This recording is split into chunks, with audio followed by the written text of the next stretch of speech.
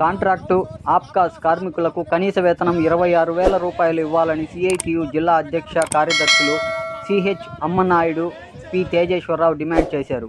Contract, outsourcing, పర్మనెంటేతర contract కార్మికులను regular చేయాలని, సమాన పనికి సమాన వేతనం ఇవ్వాలని, కార్మికుల హక్కుల సాధనకు సెప్టెంబర్ 30వ తేదీన డిమాండ్స్ డే జరపాలని సిఐటియు అఖిల భారత పిలుపు మేరకు కలెక్టర్ కార్యాలయం వద్ద సిఐటియు ఆధ్వర్యంలో ధర్నా నిర్వహించారు. ముందుగా ఆర్ఎండ్బి కార్యాలయం నుండి కలెక్టర్ కార్యాలయం వరకు ర్యాలీ నిర్వహించారు.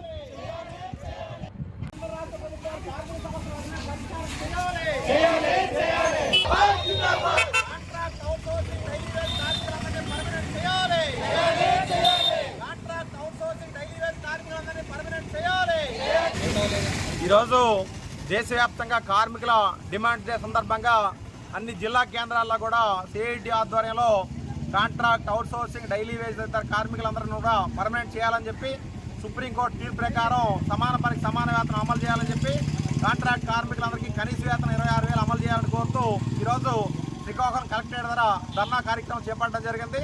ఎందుకంటే ఏళ్ల తరబడి ప్రభుత్వ సంస్థల్లో కానీ, అలాగే అనేక పరిశ్రమల్లో, అలాగే సంస్థల్లో పనిచేస్తున్న కార్మికుల్ని సంవత్సరాల తరబడి contract, outsourcing, daily wage, time scale పేరుతో ఏళ్ల తరబడి వెట్టి చాకిరీ చేస్తున్నారు.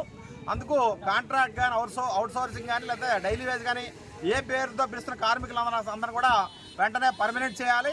అలాగే సుప్రీంకోర్టు తీర్పు ప్రకారం ఒక ప్రభుత్వ ఉద్యోగి, రెగ్యులర్ ఉద్యోగి చేస్తున్న పని ఏదైనా కాంట్రాక్ట్ ఉద్యోగి కానీ చేసినట్టయితే రెగ్యులర్ ఉద్యోగి ఇస్తున్న వేతనం సమానంగా వీళ్ళకి ఇవ్వాలి. అలాగే వాళ్ళకి ఇస్తున్న బెనిఫిట్స్ కూడా వీళ్ళకి అమలు చేయాలని చెప్పి సుప్రీంకోర్టు ఇప్పటికే తీర్పిచ్చింది. అందుకు సుప్రీంకోర్టు తీర్పు ప్రకారం సమాన పనికి సమాన వేతనం అమలు చేయాలని డిమాండ్ చేస్తున్నాం. అలాగే కాంట్రాక్ట్ కార్మికులందరూ కూడా కనీస వేతనం 26,000 అమలు చేస్తూ చట్టం చేయాలి. ఎందుకంటే కోట్లాది మంది కార్మికులు ఇప్పటికి కూడా రిటైర్ అయ్యేటప్పటికి కూడా కాంట్రాక్ట్ కార్మికులతో రిటైర్ అవ్వడం వల్ల వాళ్ళకి పెన్షన్ కానీ, గ్రాట్యుటీ కానీ ఎటువంటి హక్కులు కూడా అమలు చేయట్లేదు.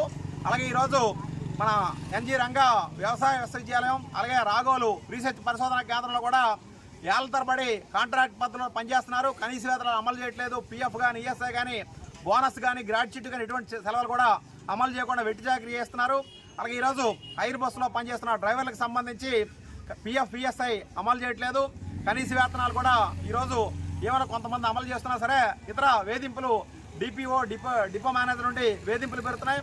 ఎవరైనా ప్రశ్నిస్తే నిర్దాక్ష్యంగా పని నుండి తొలగించడం, ఈ రకంగా వేధింపులు గురి చేస్తున్నారు. కాంట్రాక్ట్ డ్రైవర్ల మీద ఈ రకంగా వేధింపులు గురి చేస్తే మాత్రం తీవ్ర పరిణామాలు ఎదుర్కోవాల్సిందని చెప్పి అధికారులను హెచ్చరిస్తున్నాం.